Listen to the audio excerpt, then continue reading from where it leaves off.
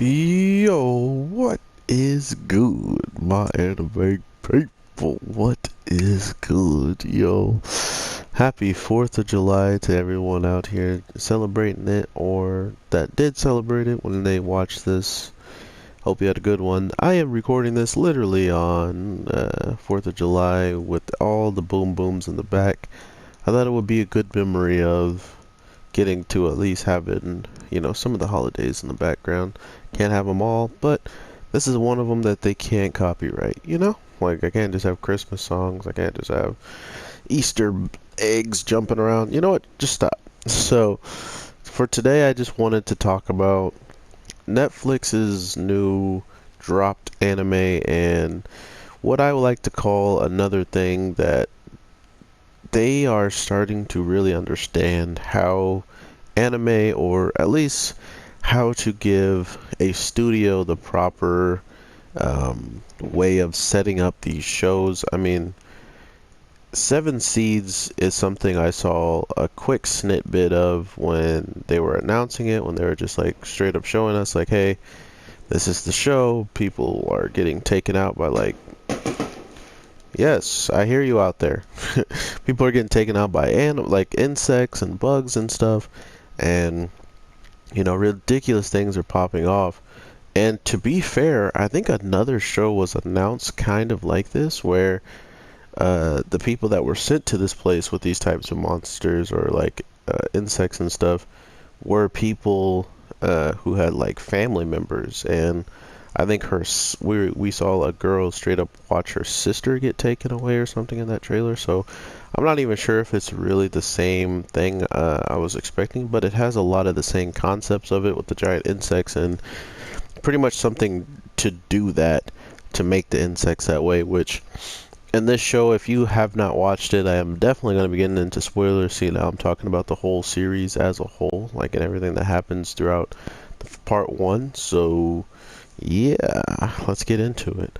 Um, the thing that I will say first about the show is they definitely give you the traditional like character tropes of certain people, of how they just fit in the grand scheme of, oh, this guy is the talker, this guy is the jock, this guy is the nerdy guy. All this, everybody fits a certain criteria, but then once you put them into a world like this, any and everybody can become very, very threatening very quickly. And I think that's one of these things I have been taking from anime from a long time ago, in the case of just sometimes the people who you least expect to be the crazy ones or capable of doing the craziest things usually are. Um, and they use that, oh, he couldn't do it, look at him, type of defense mechanism, so you automatically don't judge him in the first place. You go to the first next person that you would expect, and he gets away scot-free. Those are the types of people that exist in all animes. But this one felt a little bit more honest to who, or what people are those types of deviants or overall killers and stuff. So I kind of appreciate it not beating around the bush in that aspect. I mean, after a while, I mean, I am a guy who watches a lot of anime, and with everything I've seen and watched already, I can kind of put two and two on things together, which sometimes I'm right, sometimes I'm wrong, which is always fun to do. But I was mostly right on some of these characters and how they were going to be portrayed throughout it. So it's not like everything is completely different in this show. It's not like they took a brand new spin on every single character or something like that. It's just this concept of a meteor coming in and hitting Earth, and after it hits Earth, it like just extremely changed the Earth's overall climate. It changed the anything living on the Earth. All that stuff gets absolutely like tampered with and changed in multiple upon multiple ways, and it's mostly due to only this meteor. And then not even just one meteor, we find out that multiple meteors were following behind that one. So what this leaves the Earth to look like is like a straight up apocalyptic world, practically. And um, most cases, the people who made it out are either, damaged and have been through a crap ton of crap, or they're just, they're just recovering from all of the stuff they've just been put through. Whatever their past is and relationships were, they're literally just waking up into this place with all this new stuff and new overall plants and lives and different things along those lines. So they have no idea what they're getting themselves into until we then find out that there's actual guides who have volunteered to pretty much help the people who seemingly might not have had a chance at certain points, or they just overall were the case of we're gonna do this and we want your help. Will you help us do it? And they're like, yeah, screw it, man. I mean, I would love to help in the future, and that's pretty much what this was. Everybody was everybody finding out about these meteors coming. The government didn't just like act as if it wasn't going to happen. Some people, or at least this organization, has taken the precaution to put out all of these teams that are supposed to pretty much learn and survive through this like catastrophic time. And not only do they have to learn and survive, they're in the future, so everything that they known and love is practically underwater and like sunken. So it's not only the environment, like the wildlife, and there's rabid freaking rats that are almost the size of cats running around, and because they're the way they are and they need to live, they literally eat poisonous plants, and by eating their intestines, you then lose your life, So not only do you have to put up with the things that could attack you, but if you wind up eating them, you could be put in a world of hurt for that as well. So they really thought of everything. And when it comes down to the guides, some of them were really cool, and some of them even broke quicker than the people that weren't volunteering to come here in the first place. But out of everything that started popping off, the most craziest parts were just seeing the guy who I thought was going to be a lot more different than he turns out to be throughout the series. And it's this guy with these dogs. He seemed like he was going to be just this loner, or like a really quiet non-talker, and he kind of really turned around after he got to meet the girl who he believed to be the one he was meant to see after 15 years of living out here. So the thing about living, and the thing about the people who already been out here living, is that for this time that this meteor comes, it leaves a dust that covers even the sun. And because it covers the sun, you're stuck with people not having proper time, like day cycles. So now all of a sudden, instead of a 24-hour day, you're looking at much longer nights and stuff like that. And over time, while they were in this cryo sleep, or a lot of them were, it's like some of it hasn't been explained to the extent of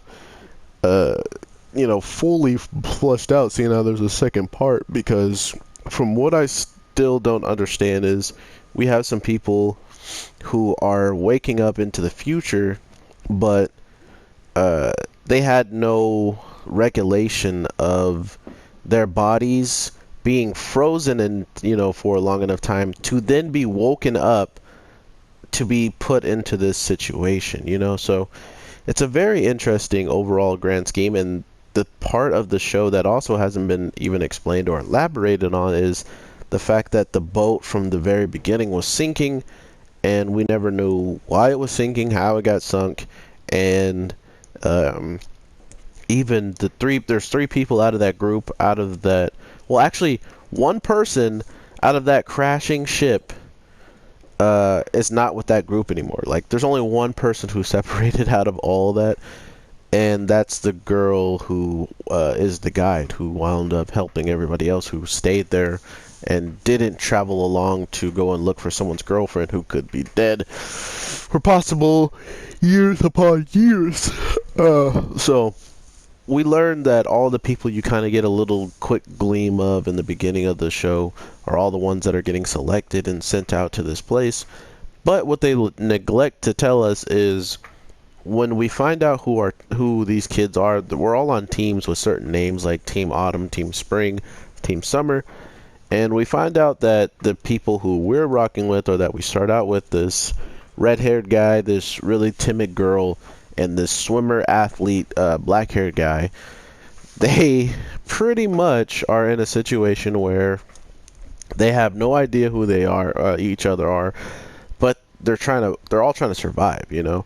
And so with all of them, they're all supposed to, you know, get back to their group and be together. And there's Summer B, which we find out is like delinquents and people who are just like bad overall, which falls into a weird category for them because we find out that B and A, Summer B and A, are like the polar opposite of each other. Summer A is the team that's been trained up and actually given guns along all of the members. Not only that, much better equipment. You know, they had training just for the future. They knew the future was a thing and it was coming up, and they were the selected 7. And the things that they had to do to become the selected 7 are absolutely disgusting and terrifying what these people did to these kids. And to think that these kids came out even human at all is just surprising. They said they're going to build, they said they're going to build the best humans, but they wound up building some of the scariest monsters, you know. So we got people who can literally look at human life and snuff it out within the same breath and not have any types of feeling towards it, you know. So that's just the types of people we're dealing with that got trained up and have some of the best knowledge, some of the best weaponry, and some of the best training from some of the best people in the government. So they became their own problem more towards the end and try to control everything. And I definitely want to talk more about it, but I feel like since this show is still going on, I don't know how I feel. I'll see how I get towards the end. But with everybody we find and meet, I think my favorite character so far was the guy with the dogs, because even a guy who doesn't trust anybody, not trusting the guy with the dogs is kind of turned against them. You know, like we come to find out the guy with the dogs is the most pure of heart and like awesome guy ever, and to think that he was the one to be the first up. So with the 15-year guy, this is the 15-year guy, the guy with the dogs. With this whole entire waking up business is they choose, or somehow they were getting pick and chosen, or maybe we'll find out in part 2 how the selections were being chose and why certain people were waking up later than others. Is we find one group of people that's been up for like 5 years, or like 3 or 4 years, you know, before even our main characters are awake, right? So once we find that out, we're like, okay, this is crazy. You know, there's people that's literally been living while you guys been sleeping and not even worry, like, you know, fight for a moment's breath in this time. And then come to find out, there's somebody here, the dog guy, who's even been out here even longer and was with the team that was supposed to be woken up 15 years ago. So to think that all of this place is like, you know, all of the earth is practically water at this point and everything's been sunken, to believe that they haven't ran into any teams that are like from 15 years to the 4 years is a pretty fat jump, right? And that's the sketchy part. Not only that, these people who I was talking about that had all these training, Summer A, they are awoken around the same time as we meet up with the sunken ship and stuff like that. So there's no reason not to believe that there's these 3 teams. The team with Anna, who is like almost the true main character at towards sometimes, and then we have a team Summer B with the delinquents, with our 3 squatted people looking for their loved ones, and some of them just going to help others, you know, keep the faith. So I don't know. I really did expect a lot from this show because I had someone really egging it on and giving me a good reason to watch it. So I went in with more of a, critical aspect of it to see like where are they going to take the show. It's Netflix. Is Netflix going to put in enough money to make this show great and the story great? And it felt so good to watch another show from Netflix and to see just how much, money they put into all these different things that if you go to Netflix right now, all of the trending things are anime, and it's for a reason, right? Like all the popular things is anime on there mostly. And if it isn't, it's like a big high budget movie that an anime has no competition of putting the same amount of money in towards that movie or something, like I guess Never Back Down is a bad comparison, but something like Talladega Nights and stuff. There's a lot of animes that's been on Netflix popping up on there for quite some times. So to know that this show, I highly recommend them to put this show up, and definitely you guys should watch this, is because they're telling a story that needs to be told in the aspect of how these characters are reacting to each other, how overall we should be how ridiculously crazy people can be with a little bit of power and a little bit of knowledge behind them. They can do some of the stupidest crazy stuff to people, and then to raise these kids these ways, man. To think that they actually believe that that was a good decision to take a bunch of kids and train them all to become this top 7 to go to the future. And if you aren't one of those 7, you're absolutely going to die. You are going to be put into a red room and broken. Your body parts are just going to break down after a while. So you literally just swim in the people that you have grown to try to go to the future with. The ones that have already failed are in there, and the show, just to think that the show was dark at the beginning and then it got into that stuff, it's ridiculous, man. Not to mention the fact that everything these kids were training for and getting good at were all put against them. They then had to learn, how to tame animals. This guy learned how to tame a tiger, and because he tamed that tiger, it was awesome and stuff, but they then give the tiger rabies, and also every single animal in the facility that they were taking care of, that the people were training to get to know how to handle and nurture them or even take care of them, they then let them all free into the jungle while these kids are trying to escape from a burning building that they can't stay in anymore. So literally, before all of that, before the burning building and all that, they sabotaged the only people that are supposed to be making it in, and the reason why they've been grinding, training them. They sabotage everything. So if you aren't paying attention, you just die. You're dead. You didn't pay attention to the cup that you were drinking from.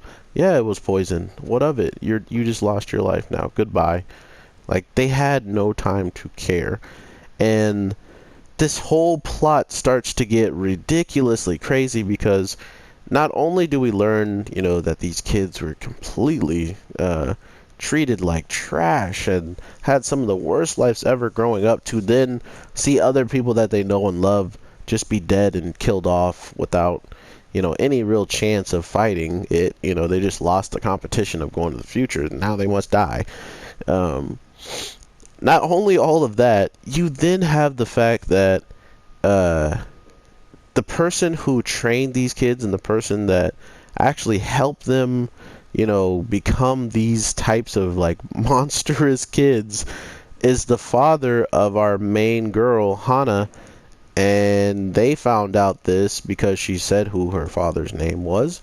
And it almost seems like as if he has a twin brother of some sort, or just some type of relative that might be the same in stature and even had, similar styles to him and stuff. So that's also very interesting to see how they're going to incorporate, what truly was the plan of all this. And not only that, all of these insects are one thing, but the plants have grown strong. Like Venus flytraps can, take out humans very easily. and all these different things are popping off, and it just seems so out of the norm with how the meteor and how it all like changed the natural environment. And then to think that there was people that actually believe this was happening, train these kids up, and then throughout these civilians, these kids are so damaged they don't really care. Like if you do anything wrong, they could just punish you, quote unquote, and their punishment will be practically death. So it's like literally fend for yourself. And because this girl is the like daughter of that man that trained them, she wanted to just leave. She wanted it to be, you know, like, you guys see me and it must bring you so much pain to know that someone of his bloodline is still alive after what he's did to you and stuff, and I'm just gonna leave. I'm gonna go out, look for people that I actually know are could be alive and need help, and that will be that. No, nah. Mr.